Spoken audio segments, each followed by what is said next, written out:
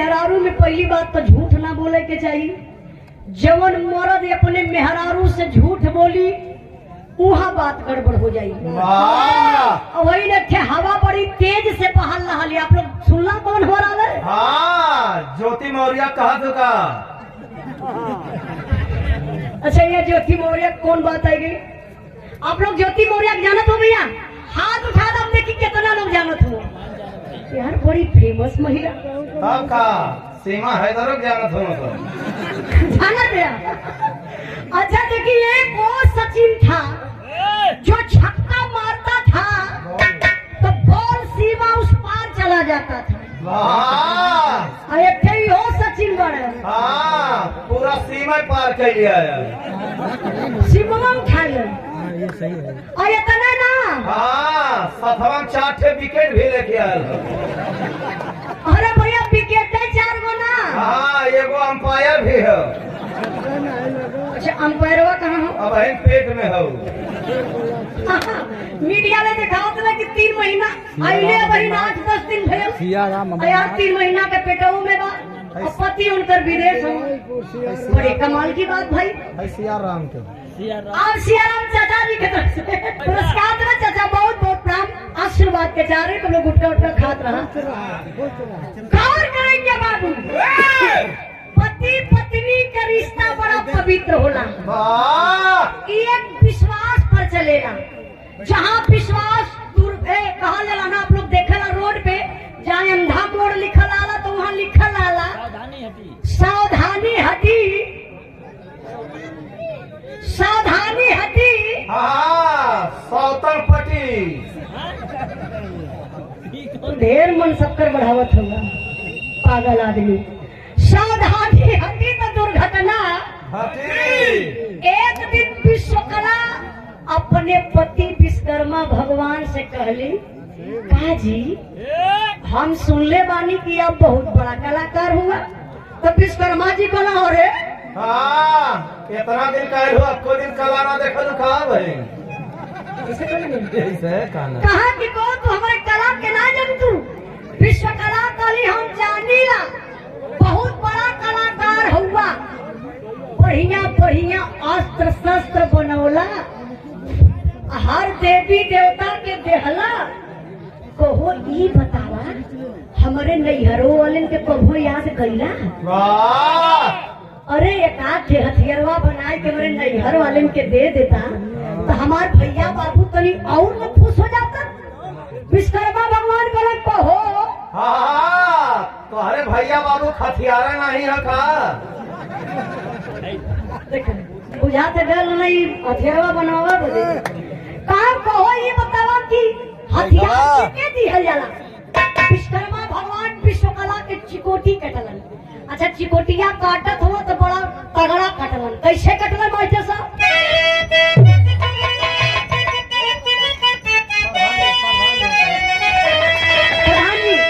प्रधान जी ओम प्रकाश प्रधान जी, आप लोगों से निवेदन कर थोड़ा सा दूरी बतिएगा ना। हम समझे तो कुछ ना है, बहुत जरूरी बात, लेकिन हमान के सुनाला जैसा मतलब थोड़ा कंफ्यूज हो जाला, क्षमा करेंगे। देखिए पब्लिक, प्रधान जी आपके महफिल का पब्लिक हमके बहुत प्यारी लगत बा। सच्चाई बताओ तो मन डेली प्रोग्राम गाइला, लेकिन ऐसा मंच ऐसा महफिल कभी कभी मिलेला। हाँ, समझाओ जाता भाई ना समझ तो। अरे पागल, भाई देखत हो कितना प्यार से लोग बैठल हुआ। जे भाई जहाँ खड़ा भी है तो बड़े प्रेम से लोग सुनत हो। अच्छा, ये सबसे बड़ा योगदान है मनोज भैया का बा। इतना खुला में मनोज भैया जो माइक सेट कैले हुआ ना। हाँ, इनकर मशीन जितने मैदान में चलावा उतने बढ़िया चले। अरे तो कला तो मनोज भैया में बना, क्या वो मैदान में सेट कर दे? चाहे घर में। हाँ, चाहे घर में सेट करें। जाओ राहुल टेंट हाउस बसही के धरती से, मीरापुर के धरती से भैया टेंट वाला अगर कभी सत्ता पड़ी तो हमारा टेंट का दुकान हो, उजाला टेंट हाउस। हाँ, लेकिन पर्दा कोई फटल हो।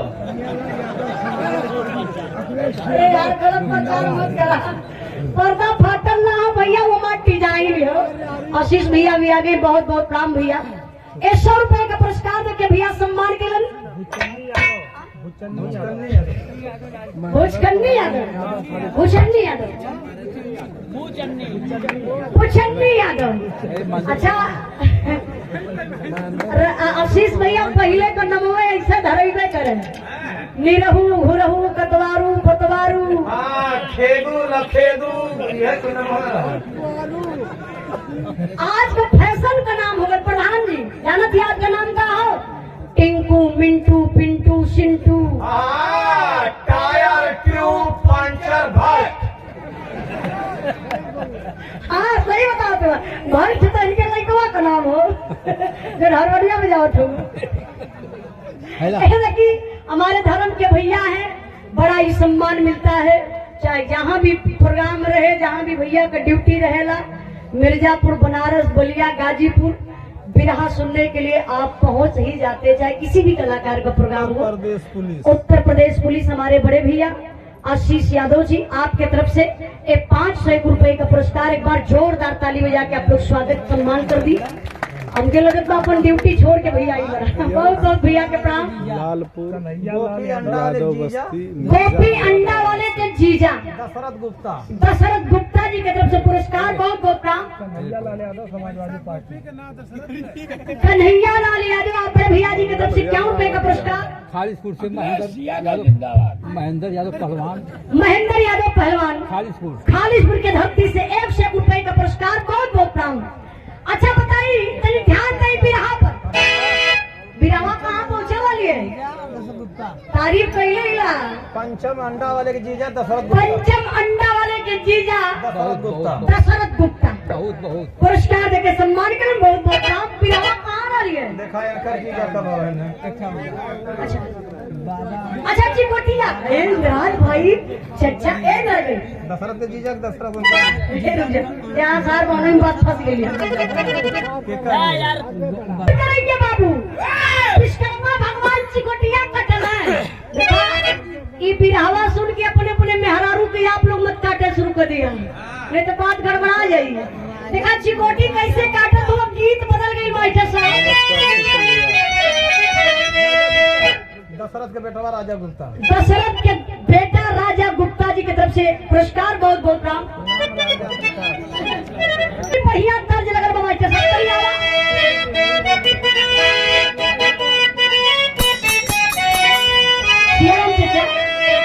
बाहर बैठा टाइम वेस्ट हुई ना चाचा, बहुत बहुत धन्यवाद।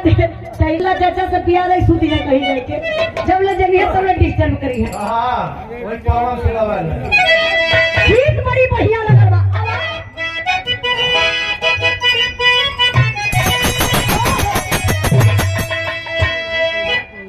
सची कहो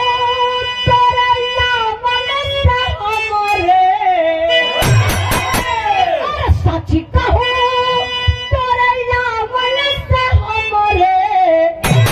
अंगना में आइल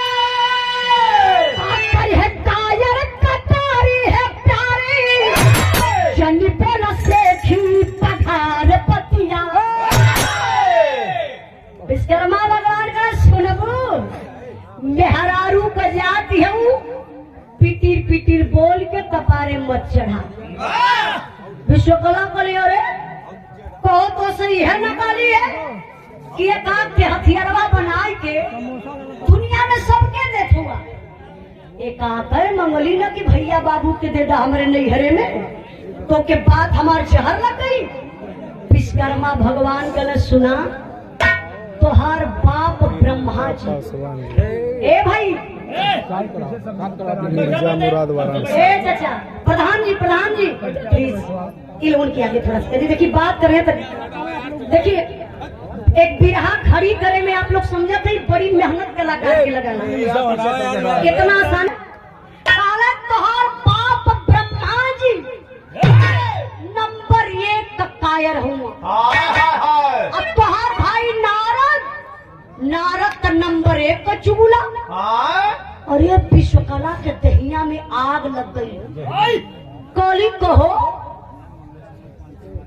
तू का बोलत हो तो के पता चलत बा कार जानी ना तोर बाप ब्रह्मा जी कायर हुआ तोर भाई नारद नंबर 1 का चुगला हमें नारद जे दिन कुछू न पावे हड्डी फेंक तू कुकुर लड़ावा मुर्गा दुकान खोले रहने कहा नारद हाँ गए लड़ा का खाए हड्डियाँ कहाँ से पावत रहने तू ही बता दा तुम्हारे होटलवा पे से अखिया में गलत है होटल अब वही जिला अध्यक्ष महोदय जी पूछला कि उजाला तो होटल कहाँ है तम पता बतौली है आप लोगों के आशीर्वाद से हमारे 2 गो होटल बा कभी भी आप लोग भोजन कर सकीला हमार अगर आप बनारस वाला रोड आजमगढ़ वाला जाए जाई तो लालगंज के आगे 10-12 किलोमीटर जाए जाई तो रोहुआ बा वही पर दाहिने हाथ हमारा ढाबा बा उजाला ढाबा वही पेरकर बाप बैठ के पियाज छीले न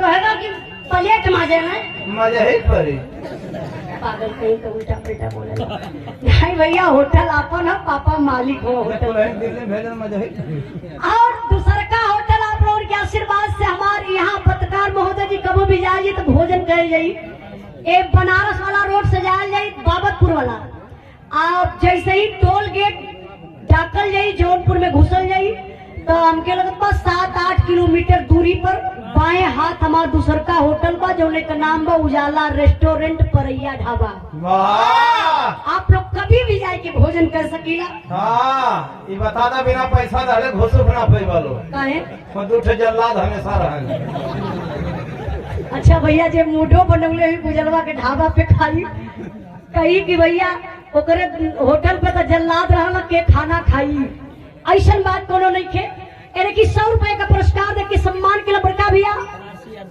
बनारसी यादव जी की तरफ से बहुत बहुत भैया के प्रणाम आशीर्वाद के जा रही क्या बात है बहुत बहुत धन्यवाद भैया 20 भैया एकदम बैठिए आराम से बहुत बहुत धन्यवाद आप लोग बिरहा के ऋण है बिरहा को आप लोग बचा गवैया थोड़ी ना बचावत हो बिरहा की आप लोग बचावत होगा गवैया का ऑर्केस्ट्रा बना के नाचे शुरू कर दो लेकिन आप लोगों के लगन बा के हम चलत तो जलवा बिरहा गाई सुनो आप श्रेष्ठ हैं हमसे बहुत बड़ा कलाकार है मानता आप लोगों के सामने वही उभरत बनी ओम प्रकाश यादव जी जो बक्सर बिहार के धरती से चलकर आए आप भी अच्छे से अच्छे कलाकार हम जितना मतलब बड़ाई करो कम है ढेर जने खत्म हो गए तो वही बात है ना मैं चाहती हूँ एक बार जोरदार ताली बजा के आप लोग स्वागत कर दीजिए जो बिहार के धरती से हमारे यूपी की धरती पे आप आए आपका स्वागत सम्मान है ए बिरहा के भाव पर सम्मान किए देवेंद्र सिंह दैनिक जागरण आज अच्छा दैनिक आज दैनिक आज प्रेस वाराणसी से राजेंद्र आप बड़े भैया हमारे आजमगढ़ से अच्छा हमारे आजमगढ़ के धरती से राजेंद्र भैया और देवेंद्र सिंह भैया आप वाराणसी से हैं पत्रकार महोदय बहुत बहुत प्रणाम काजरा कलाकार पत्रकार मौसियाउर भाई बहनों मिर्जा मुराद से बहुत बहुत पत्रकार महोदय जी के प्रणाम करवानी सब भाई के प्रणाम राम सजीवन शर्मा लालपुर के धरती से 200 रुपए का पुरस्कार अच्छा ये देखिए सम्मान किए बिरहा का शानदार मुकाबला स्थान बिहारा गठरा वाराणसी दिनांक 24 नवंबर ठटरा अध्यक्ष दीपक यादव, काजू यादव, बड़े भैया कोषाध्यक्ष रामबली प्रजापति, गायक कलाकार प्रभुनाथ यादव वाराणसी से हैं, गायिका उषा मंगेशकर जी हैं, महुआ चैनल कलाकार। आप लोग जा करके इस कार्यक्रम का आनंद जरूर उठाइएगा। और जो 24 तारीख को हुआ काजू भैया, कहाँ होगा भैया? अरे भैया बहुत बहुत धन्यवाद भैया। अमान का भी कार्यक्रम करोले रहा, बड़ा ही मान सम्मान मिला उस मंच पर। महेंद्र उपाध्याय, बाबा उपाध्याय, खालिशपुर मिर्जा मुराद के धरती से 100 रुपए का पुरस्कार। बहुत बहुत काम करें, फिर पर ध्यान दे बाबू। विश्वकर्मा भगवान का बतिया सुन के विश्वकला नाराज हो गई। काली हमारे भाई बाप के तू कायर चुगला बनौला, तोहरे घरे हमरे बस का ना बा। अब हम तोहरे घरे ना रहबे। नाराज होई के बाबू विश्वकला चली गई नैहरे। और जब विश्वकला नैहरे चल गई तो विश्वकर्मा भगवान के रही न गए। विश्वकर्मा भगवान दिमाग लगौलन, कहना हम कलाकार हैला, बिना कंत कामिन कर पाए। अरे बिना कंत कामिन कर पाए, कामिन बिन कर पे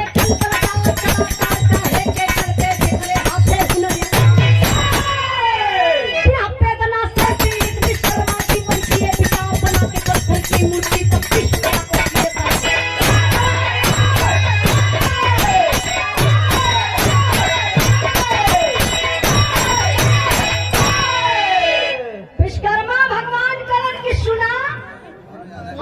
जोड़ के बाबू कितना हम सही इकुल टाइम वेस्ट होले कलाकार का ना। माइंड जब उखड़त रहेला, माइंड के फिर वही में रमाओ बदे टाइम लगेला। मनो से करा 2-3 ठोहरा लगा दे। अब हम कोई बात कहानी थोड़ा से आप लोग से रिक्वेस्ट बा, खाना नहीं तो या तो बात मत करिए, नहीं तो यहाँ से आप लोग हट जाइए ताकि मनोरंजन आप लोगों के बिगड़े ना पावे। अभी टाइम चल गई, फिर लाइन पे लिया मैं। अरे हम जानत है भैया हाईकोर्ट किराए लगेला। ये बात थोड़ी ना कि कलाकार खड़ा होला तो खाली बस सोचल हम खड़े रही 3 घंटा। कलाकार सोचला कितना जल्दी गाय के बैठ जाए कि हम रिलैक्स हो जाए, आराम मिले। लेकिन कलाकार का पूरा जमे के चाहिए, समय बने के चाहिए ना भैया।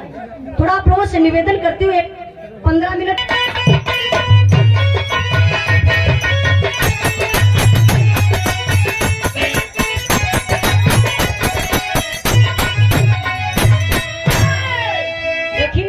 हमारे माई बहन लोग भी खड़ी बड़ी आवाजिया हमार क्लियर जात है ना। अच्छा ऐसे आता। अच्छा अच्छा देखा में क्यों हमार चाची हो, क्यों दादी हो, क्यों बहन बा, क्यों भाभी बा, तोहर मौसियो है। नहीं वो रिश्ता में लग सके, ऐसा बात हुई ना। तो देखी एक गीत के हमार माता बहन लोग बड़े प्यार से गावेली। जब आप लोग गावेलू तो लगेला मुहे से रसगुल्ला चुहता। कैसे माइके साहब?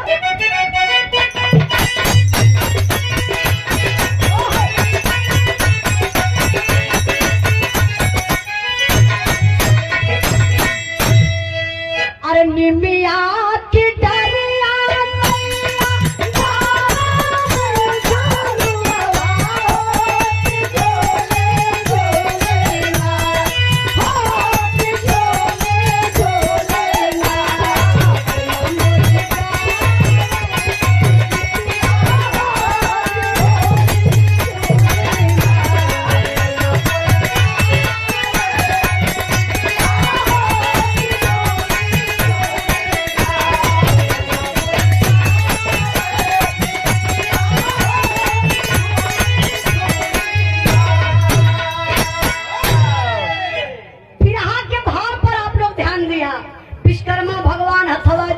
मनावत हुआ कल हे देवी मान जा, हम तो से मजाक कैली है। सुना विश्वकर्मा भगवान कहत हुन का अरे सैया के मुहावा सुन के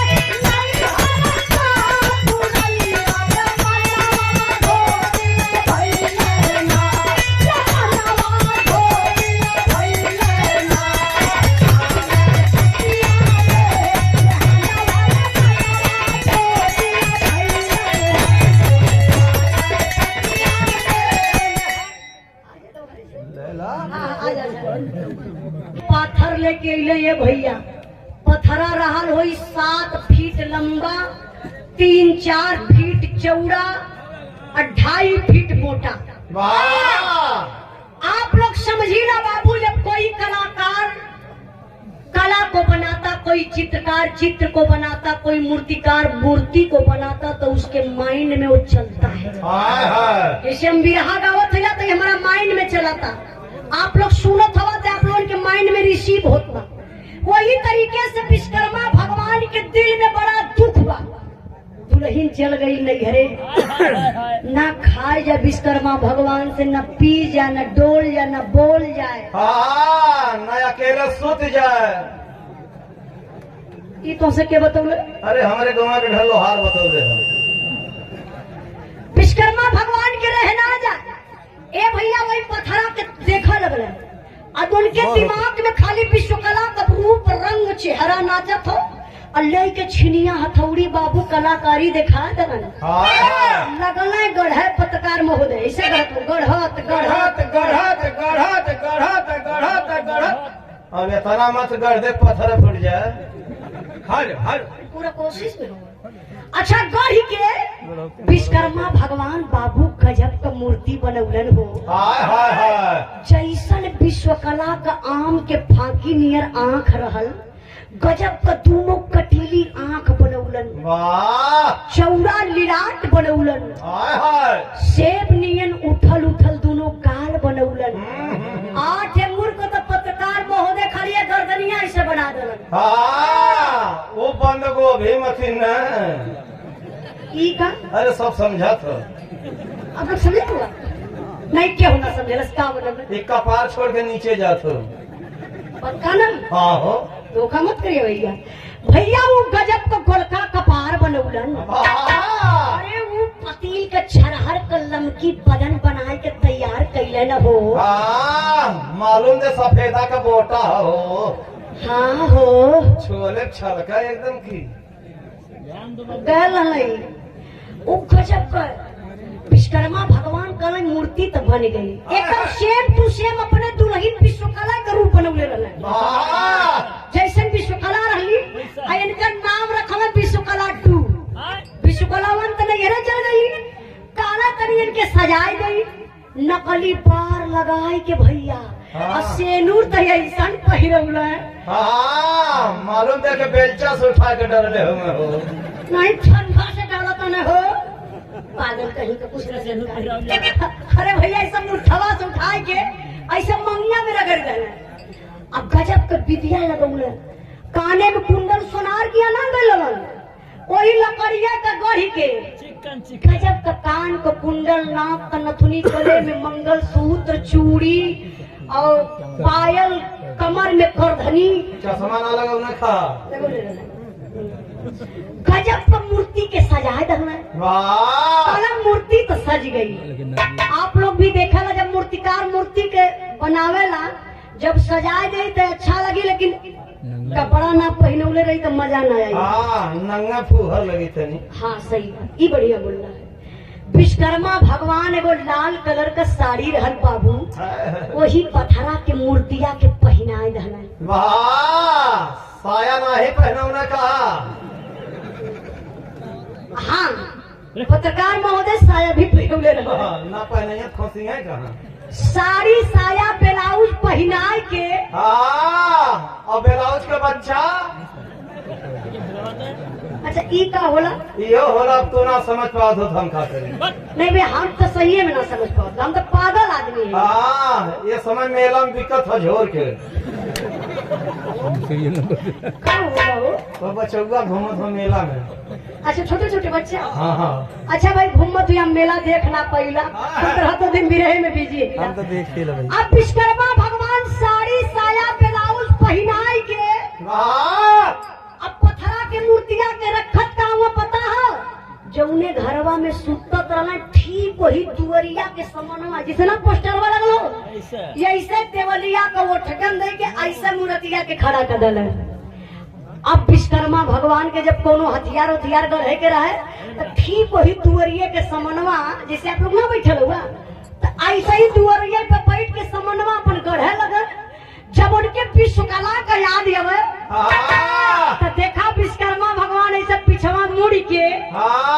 वही मूर्ति एक लाइनिया में शुरू करें। अरे लैनिया में ना वही मूर्तिया कैसे ताकल है। अरे ताक ले ना चल ना अपन सिनेमा सुरा करे विश्वकला हो विश्वकला चली गईलू नैहरे दर्द बड़ा होत बा ना सह पावे बस अपन हथियारवा सब उठा के फेंक गए फेंक के दौड़ के घरवा में जाए के हाँ मूर्तिया पकड़ के हिलावे शुरू कर दे। हिलावे ना ऐसे अकवरिया में पकड़े। हाँ ये तो से के कहले वह लोहरा कहले कितना बदमाश तोरे गांव के लोहार भैया जानकार है भाई अरे कितना जानकार हो ये कि वो पाथर पकड़ के हिलावत रहे वाह का एक आंखी खाऊ। ऐसे पथरा के मूर्तिया के विश्वकर्मा भगवान पकड़ के लगल छतिया अपन सोहरावे कहाँ जा विश्वकला चल गईलू ना।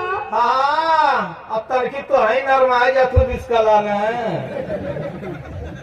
नियत खोर आदमी पाथर तो नरमाई भैया काहे नरमाई कैसे? नहीं बस अपने अपने लोहार का बात छोड़ा। विश्वकर्मा भगवान बाबू रतिया में देखा सोचे वाली बात बा एक दिन 11-12 बजल हीरो हो गया। अब विश्वकर्मा भगवान अपने आप के हीरो समझे लगल आई एम हीरो। विश्वकर्मा भगवान कमाल कर वही पथरा के मूर्तिया के सथवा अच्छा कमाल का कर मास्टर साहब गीत बदल गई बा यही भाव पर सम्मान कैलन मास्टर साहब कोई गीत बा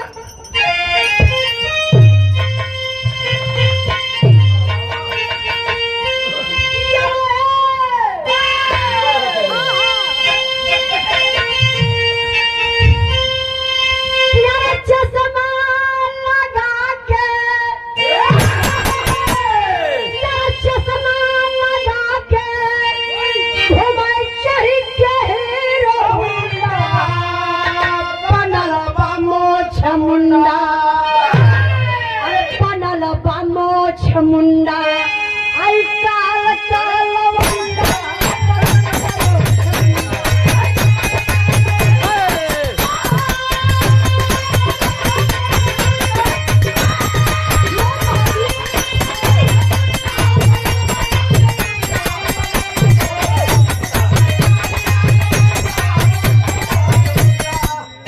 पावर ब्रेक बड़ाई कर्ज से मैं बताना चाहती हूँ कि आप लोग जिस समय अखाड़े पर चढ़ते हैं ना हाँ निगोटा जब कस लेला हाँ मोटकी रंग देख के ढेर जने फटे लगे तो अच्छे लोग अखाड़ा से नीचे चल जाए। देखिए सम्मान के यहाँ पे 1000 रुपए का पुरस्कार देकर के मैं चाहती हूँ एक बार पुनः जोरदार ताली बजा के आप लोग स्वागत सम्मान कर दीजिए। बहुत बहुत आपके धन्यवाद प्रणाम। जो बिरहा से इतना बड़ा लगाव है प्यार है चाहे कहीं भी बिरहा रहे चाहे कोई भी कलाकार रहे आप लोग मान सम्मान देने का काम करते हैं इसके लिए मैं बहुत बहुत दिल से धन्यवाद देना चाहती हूँ। आप प्रधान जी प्रतापपुर की धरती से ब्रजेश यादव प्रधान जी प्रतापपुर की धरती से 500 रुपए का पुरस्कार देकर के सम्मान किए। आपके चरणों में बहुत बहुत काम आशीर्वाद का जा रहे हैं। आप मटरू यादव आपकी तरफ से पुरस्कार बहुत बहुत काम आशीर्वाद का जा रहे हैं। और 251 रुपए का पुरस्कार आप सम्मान किए श्री शिवलाल यादव बिरहा गायक ग्राम लालपुर के धरती से भैया की तरफ से पुरस्कार बहुत बहुत काम आशीर्वाद कचारी 251 रुपए का पुरस्कार। और लोग कैसे बनत हुआ मूर्तिया के सथवा कैलन कमाई छो साहब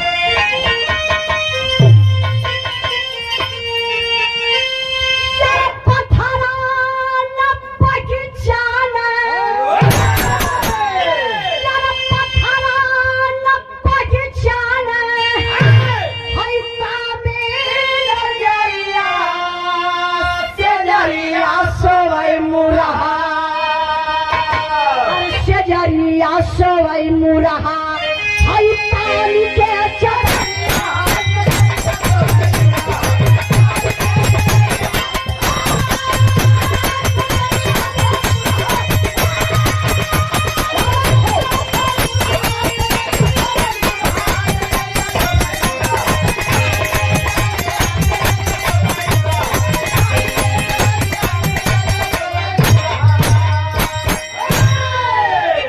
झूमे पार पार धई के पहने मूर्तिया पर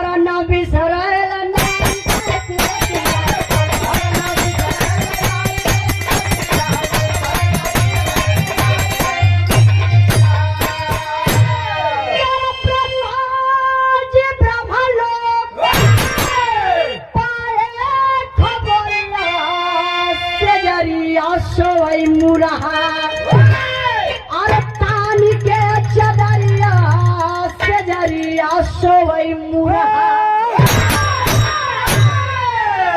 कौन करेंगे बाबू विश्वकर्मा भगवान कोई पत्थरा के मूर्तिया के लई के गोदिया में रतिया भर झूमे हाय हाय हाय आज अब थक जाना पहलवान जी हाँ तो ही चौकिया ले जाके उलाट दे देखो ए पागल आदमी का जहाँ सुतत रहना वही चौकिया पे ले जाए के सुताई दे अच्छा एगो चदरा ओढ़ी के अपनहू सूत जाए हाँ वही टंगिया फंसा के ई तो से के बतौले वह बतौले के? है लोहरा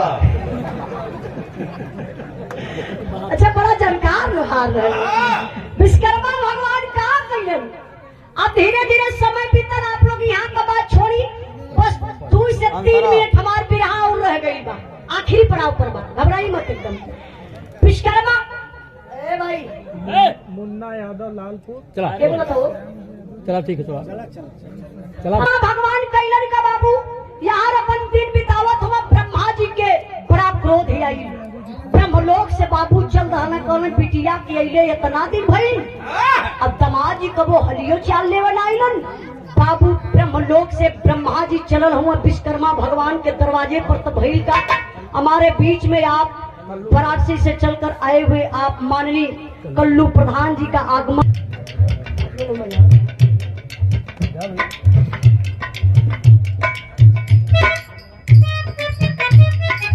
देखिए प्रधान जी यहाँ देख लीजिए प्रधान जी यहाँ आप सम्मान किए हमारे प्रधान जी आप माननीय कल्लू प्रधान जी आगे देखिए ए सुंदर पुष्पहार शानदार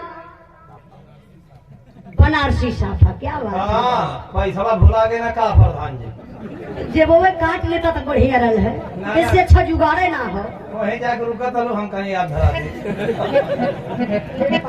दे दुनिया में रुपया पैसा बहुत कुछ बा प्रधान जी लेकिन सब कुछ नहीं बा आप इतना दूर से चल के लिए इतना खुशी मिलल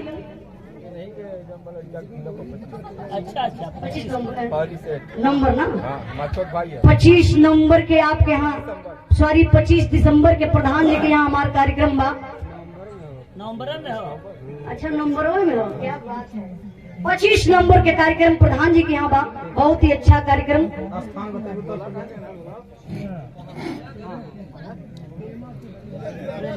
आप भोला यादव जी आप भी मंच पर आने का कष्ट करिए प्रधान जी आपका स्वागत सम्मान करेंगे बस हमारे 2 मिनट बिरहा रह गई बात जहाँ बैठल है दबा के बैठल रही एकदम आखिरी पड़ाव चलत पर 2 मिनट के बाद अब आप लोग थोड़ा सा चाय वो लिया के दे दी ताकि वो लोग उठ के अपन बैठ जाए थोड़ा सा तैयारी बना ले 2 मिनट में बिरहा हमारा खत्म हो जाता और भोला भी आप भी मंच पर आने का कष्ट करिए सम्मान किया तूफानी यादव भिखारीपुर के धरती से भिखारीपुर ना तिवारीपुर और भिखारीपुर के धरती से तूफानी यादव जी 151 रुपए का पुरस्कार देकर के सम्मान किए बहुत बहुत प्रणाम आशीर्वाद बचा रही पुरस्कार देकर के आप सम्मान किए एक बार जोरदार ताली बजा के आप लोग स्वागत सम्मान कर दीजिए जे 2 पतो डॉक्टर 2 बेटा डॉक्टर हमारे विवेक भैया भी साथ में सूरज भैया नहीं होगा अच्छा डिलीवरी अच्छा क्या बात है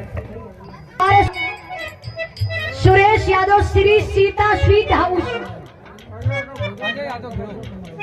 अजय यादव जो समाजवादी पार्टी के आप सिपाही है समाजवादी पार्टी के नेता हमारे बड़े भैया ये भी दुकनिया कहाँ बहो आखिरी बाईपास चौराहा चुनार रोड वाराणसी ये भैया मिठाई के साथ साथ एक शानदार बनारसी गमछा सुंदर पुष्पहार और 500 रुपए का पुरस्कार देकर के सम्मान किए जोरदार ताली बजा के आप लोग स्वागत सम्मान कर दीजिए बहुत बहुत दिल से धन्यवाद बिहार पर तभी ध्यान दे बाबू चचा रुक जा अब विश्वकर्मा भगवान के दरवाजे पर आ गए ब्रह्मा जी आज ब्रह्मा जी अले बाबू गजब का भेल मास्टर साहब बस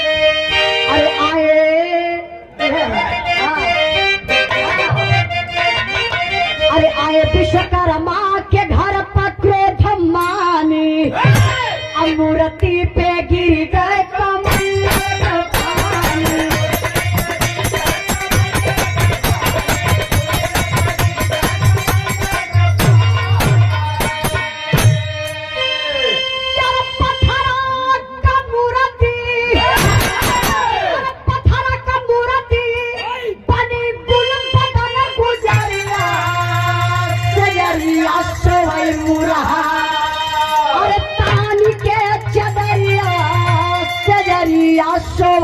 रहा। विश्वकर्मा भगवान के पता ना बा। बाबू ब्रह्मा जी अइलन विश्वकर्मा भगवान के दुअरिया डकलन आ डांकी ना पौलन। चौखटवा रहल ऊंच, दुअरिया रहल छोट। हाय हाय हाथ में रहल कमंडल, पेनिया कमंडलवा कोई चौखटवा में ऐसे रह गई। अब कमंडल अजय भैया आशीर्वाद का चाह रही आई कमंडलवा कपेनिया ब्रह्मा जी का जब चौखटवा में ऐसा लड़ल, अपनिया हलक के छलक के भैया वही पथरा के मूर्तिया पर चल गए। हाय हाय गजब, पथरा की मूर्ति में जान आ गए। पथरा का मूर्ति मेहरारू बन गई। लगल डोले बोले खाए पिए। विश्वकर्मा जी के लेके सुता ई के बतौले तो से लोहरा के बाप बतौले रहा। विश्वकर्मा भगवान का 10 उंगली घी में और 10 रिफाइन में फंस गई है। कैसे? जौन ठन हरमा गई है। विश्वकर्मा भगवान बोला जा जा जा जा वही रहा। हाँ यहाँ तो काम चला था। ए भैया धीरे धीरे कुछ दिन बीतल। अब विश्वकर्मा जी एक दिन अपने बेटा नारद से कहले कि ये लाल ब्रह्मा जी सॉरी ब्रह्मा जी अपने बेटा नारद से कहले कि लाल कुछ दिन पहले का बात बताई कहली विश्वकर्मा जी के घरवा हम देखली कि घरवा में कोनो मेहरारू को चूड़ी बाजत रहल।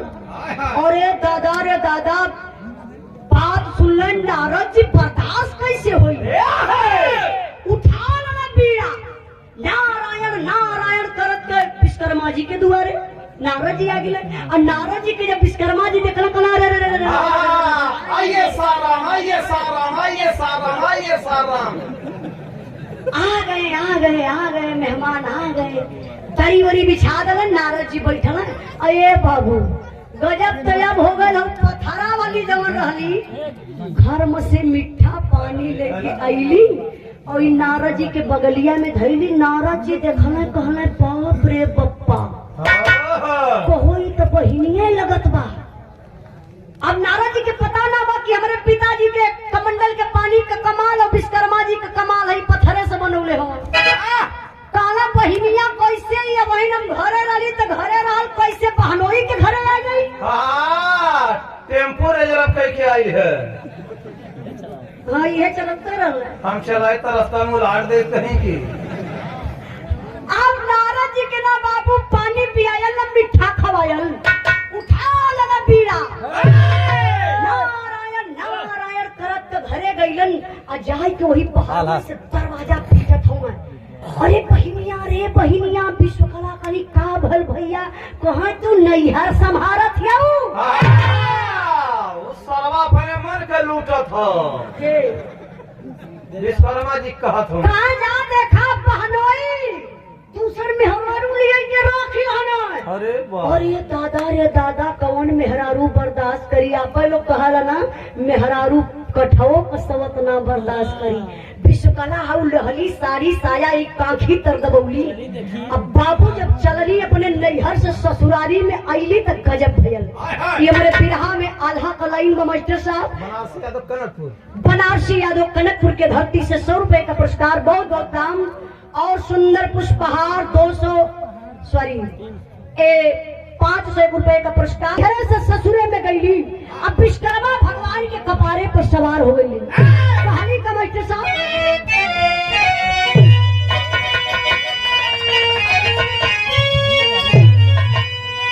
अरे पतिया सुना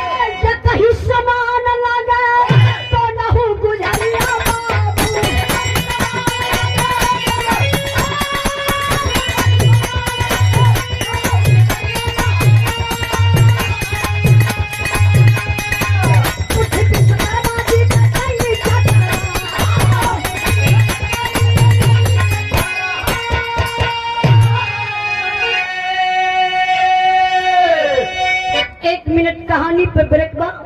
श्री मिठाई लाल बा गौर करेंगे। आईली विश्वकला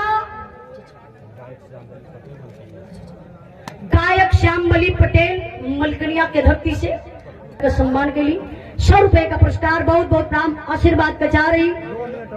गौर करेंगे बाबू, आईली विश्वकला विश्वकर्मा भगवान से काली सवतिया कहाँ बाय फरदराई घर में घुस गई। अये भैया पथरा वाली विश्वकला वही अंगना में सूती के आराम करत रहली। हाय हाय हाय हाय असिल की विश्वकला जाए की ये छोटावा पकड़ के उठा के बैठा देली। काली करे सवतिया शर्म ना लगल तोरे, बनाई भतार हमार घर दुआर हमार। हाँ लेके सुतता थी था।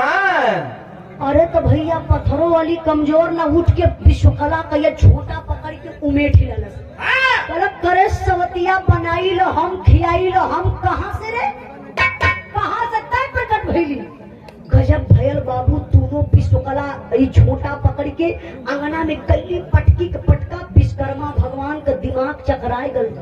परवर के मन का चलौले कला असली नारी असली हो जा, अब पाथर वाली नारी फिर से हो जा। पथरा वाली ऐसे स्टार असिल की विश्वकला धक्का डाली करिए ऐसे पथरा वाली गिरल। काली देखा सवतिया कर। हाँ देखा कैसे हाथ गोड़ फैला के सुतल है, देखा वो विश्वकर्मा जी घर में हो। काली जब न रही घर में डाही लेके छीनी हथौड़ी असिल की विश्वकला बाबू जगह जगह से काटे लगली हो। कटनी दोनों पहिया छटक गई, मरली गर्दनवा छटक गल, सीना फट गल। गजब तयब भल बाबू जब पेटवा फटल न हो। हाय हाय कोई पेटवा पे छीनी हथौड़ी चलौली पेट फटल, और वो पेटवा जब फटल तब बाबू एक सुंदर सा लड़की पैदा भई। वाह, मतलब विश्वकर्मा जी अपन काम करे गुजरल है। ई तो हमें ना पता हो। अरे अब कहिया पता चलिए फिर हो आज हमें।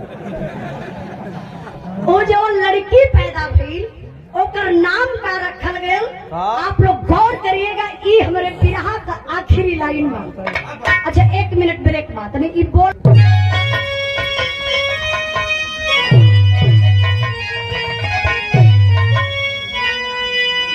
अरे प्रणाम, अरे प्रणाम कन्या का जगन जगमगरती। जेकर कामदेव दुनिया में भइल